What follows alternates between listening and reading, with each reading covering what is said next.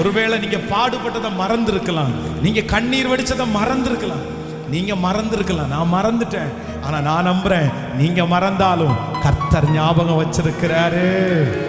இயேசு ஞாபகம் வச்சிருக்கிறாரு. நீங்க அன்னைக்கு மறைவிடத்துல வடிச்ச கண்ணீரை கர்த்தர் ஞாபகம் வச்சிருக்கிறாரு.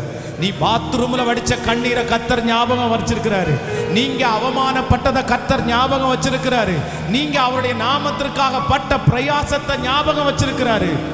அது எல்லாத்துக்கும் இந்த ஆண்டு பலன் கொடுக்கிற ஆண்டு, பலன் கொடுக்கிற. ஆமேன். கரங்களை தட்டி சொல்லுங்க ஹல்லேலூயா.